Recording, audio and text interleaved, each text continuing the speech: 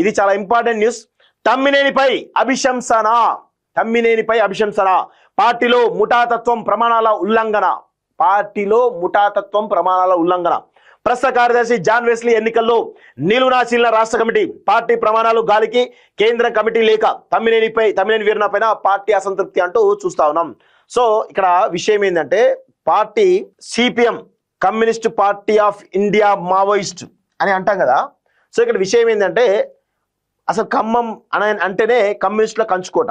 కానీ అక్కడ కూడా ఆ పేద ప్రజలు, వెలుగుమట్ల బాధితుల పక్షాన పోరాడాల్సినటువంటి కమ్యూనిస్టు పార్టీలు కూడా ఈరోజు వాళ్ళ దగ్గరికి పోకుండా ఈరోజు అందులో ఆ ప్రభుత్వంలో భాగస్వాములై అక్కడ భూములను కూడా కొన్నట్టు విషయం గమనిస్తా ఉన్నాం. సో ఒకసారి మీకు చెప్తా. సిపిఎం ఓకే, సిపిఐ అంటే ఏంది? Communist Party of India. నేనేమంటా? కమ్యూనిస్ట్ పార్టీ ఆఫ్ ఇండియా అంట. ఇది కమ్యూనిస్ట్ పార్టీ ఆఫ్ ఇండియా కాదు, ఇది Communist Party of India. CPM Communist Party of India Marxist. Okay, ఇది పరిస్థితి. అంటే కమ్యూనిస్టు పార్టీలు తెలంగాణలో కమ్యూనిస్టు పార్టీలు అయిపోయినాయి. వాటి కమ్యూనిస్టు పార్టీలు అనడం శుద్ధ దండగా, కమ్యూనిస్టు పార్టీలు అనడం బెటర్. ఎందుకు అంటే వెలుగుమట్లో చూసిన తర్వాత మాకు క్లారిటీ వచ్చింది. అంత దారుణాతి దారుణంగా కమ్యూనిస్టు పార్టీలు ఉన్నాయి అనేది చాలా స్పష్టంగా అర్థమవుతుంది. ఎప్పుడైనా కానీ పేద ప్రజలకు కష్టం వస్తే ముందు నిలబడేది ఈ సిపిఐ అని చెప్పేసి ఒక వాదన ఉంది. కానీ ఈరోజు వీళ్ళు కూడా ఎందుకు, వీళ్ళ నాయకత్వంలో ఎవరు? మొత్తం కమ్మ వాళ్ళే ఉన్నారు. అలా ఈ రెండు పార్టీల్లో కూడా తమ్మినేని వీరభద్రం ఎవరు, అంతకుముందు ఉన్నటువంటి వాళ్ళు ఎవరు, అంతా ఇదే నడుస్తూ ఉంది. ఇప్పుడు తమ్మినేని వీరభద్రం పైన అభిశంసన ఎందుకు? తమ్మినేని వీరభద్రం సిపిఎం పార్టీ పేరు మీద ఈరోజు 10 టీవీని అమ్మేసినట్టు. 10 టీవీ ఎట్లా వచ్చింది? గతంలో ప్రతి ఒక్కరు కూడా పబ్లిక్ ఫండ్ తోటి ఆ యొక్క ఛానల్ నిర్మాణం చేశారు. తర్వాత అది అమ్ముకున్నారు. మరి ఆ డబ్బులు ఎటుపోయినాయి? ఎంత వచ్చిన డబ్బులు? సో ఇదంతా కూడా గమనించాలి. సో ఇక్కడ చూసినట్లయితే సో ఎంత దారుణంగా అంటే, ఈ కమ్యూనిస్టులకు సంబంధించినటువంటి పార్టీ ఎజెండా ఏదైతే ఉందో అది ఎజెండా ప్రకారం ముందుకు పోవాలి. కానీ ఆ యొక్క communist Party of India Marxist ఏదైతే ఉందో సిపిఎం పార్టీ యొక్క గైడ్ లైన్స్ ఉంటాయి, దానికి ఒక రాజ్యాంగం ఉంటుంది. దాని ప్రకారం ఈరోజు నడవాల్సినటువంటి తమ్మినేని వీరభద్రం ఆ యొక్క కంప్లీట్గా రూల్స్కి విరుద్ధంగా పోవడం జరిగింది. అందుకే ఈయనను అభిశంసన చేసినట్టుగా కనబడతా ఉంది. సో ఇక్కడ చూద్దాం ఒకసారి క్లియర్గా దీని గురించి డీటెయిల్గా మనం మాట్లాడేటువంటి ప్రయత్నం అయితే చేద్దాం. సో సిపిఎం సీనియర్ నేత తమ్మినేని వీరభద్రాన్ని ఆ పార్టీ కేంద్ర కమిటీ అభిశంసించింది. ఆయన రాష్ట్ర పార్టీ కార్యదర్శిగా ఉన్న సమయంలో తప్పుడు రాజకీయ దృక్పథాలను అనుసరించారని ఆక్షేపించింది. తప్పుడు రాజకీయ దృక్పథాలను అంటే ఆర్థిక పరమైనటువంటి విషయాల్లో కావచ్చు, రాజకీయపరమైన విషయాల్లో కావచ్చు, లేకపోతే పార్టీ నిర్మాణ కార్యక్రమ విషయాల్లో కావచ్చు, అన్నిటిపైన కూడా ఆయన తప్పుడు రాజకీయ దృక్పథాలను అనుసరించారని ఆక్షేపణలతోటి మొత్తానికైతే ఆయన అభిశంసించినట్టుగా తెలుస్తా ఉంది. సో ఇక్కడ చూసినట్లయితే 2024లో జరిగినటువంటి రాష్ట్ర పార్టీ నూతన కార్యదర్శి ఎన్నిక సమయంలో ప్రజాతంత్ర చర్చ, ఏకాభిప్రాయ సాధన స్థానంలో లాబింగ్, ప్రలోభాలు, అస్తిత్వవాద అప్పీళ్లు చోటు చేసుకున్నాయని విమర్శించింది. పార్టీ ప్రమాణాలను గాలికి వదిలేశారని విమర్శించింది.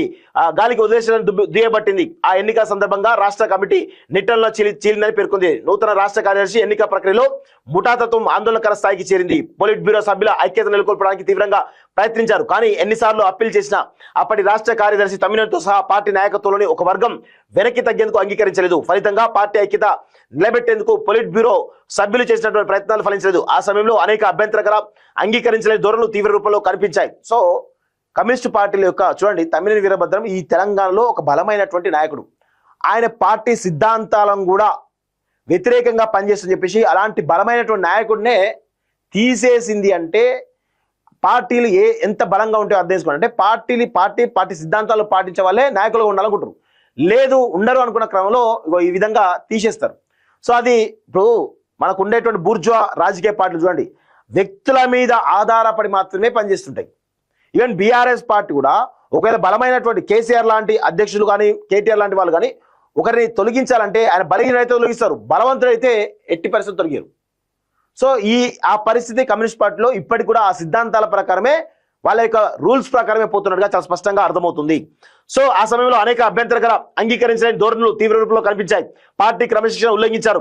పార్టీ కమిటీ సమావేశంలో చాలా మంది సభ్యులు సదరు లాబింగ్, గుసగుసలు, తెర వెనుక జరిగిన మంత్రాంగం, ప్రచారం పట్ల తీవ్ర ఆరోపణలు వ్యక్తం చేశారు. అలాంటి ప్రవర్తనలకు సీనియర్ నాయకులే పాల్పడడం ఎన్నడూ జరగలేదు. ఇది పార్టీ సంప్రదాయాలకు, రాజకీయ సంస్కృతికి పూర్తిగా పూర్తి విరుద్ధమైనదని కేంద్ర కమిటీ స్పష్టం చేసింది. రాష్ట్ర కమిటీ సభ్యులు ఒక భాగం పార్టీ సమిష్టి ప్రయోజనాల సూత్రాల కన్నా మిన్నగా వ్యక్తిగత ఆకాంక్షలతో వ్యవహరిస్తున్నారని పేర్కొంది. అంటే కమ్యూనిస్ట్ పార్టీలకు ఎందుకు ఇంత బలం ఉంటుంది అనేది ఒకసారి గమనిస్తే, వాళ్ళ యొక్క వ్యక్తిగతమైనటువంటి ప్రయోజనాల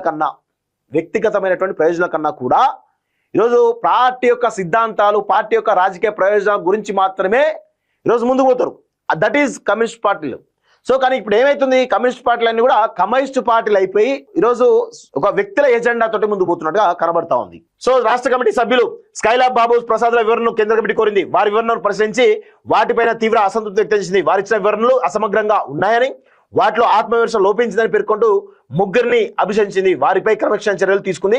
వీరభద్రాన్ని రాష్ట్ర సెక్రటరీ కమిటీ సమావేశంలో పరిశీలకులుగా ఉండాలని, రాష్ట్ర సెక్రటరీ మార్గదర్శకతలో నడుచుకోవాలని ఆదేశించింది. ఈ మేరకు తెలంగాణ రాష్ట్ర కమిటీకి కేంద్ర కమిటీ 4 పేజీల సుదీర్ఘ లేఖ రాసింది. సుందరయ్య విజ్ఞాన కేంద్రంలో సోమవారం జరిగిన సిపిఎం కీలక భేటీలో దీనిపై చర్చించారంటూ చూస్తా ఉన్నాం. సో తప్పుడు దృక్పథం అంటూ కూడా చూస్తా ఉన్నాం. సో ఇది పరిస్థితి మిత్రులారా. కమ్యూనిస్టు పార్టీలు ప్రజల కోసం ఉండాలి, ప్రజల పక్షాన నిలబడాలి, పేద ప్రజల పక్షాన నిలబడాలి. కానీ ఇప్పుడున్నటువంటి కమ్యూనిస్టు పార్టీలుగా అయిపోయి ఈరోజు అధికార పార్టీకి అడుగుల మడులుతూ ఆ పేద ప్రజల భూములను కూడా ఈరోజు దొంగతనంగా రాయించుకున్నటువంటి పరిస్థితి కనబడతా ఉంది.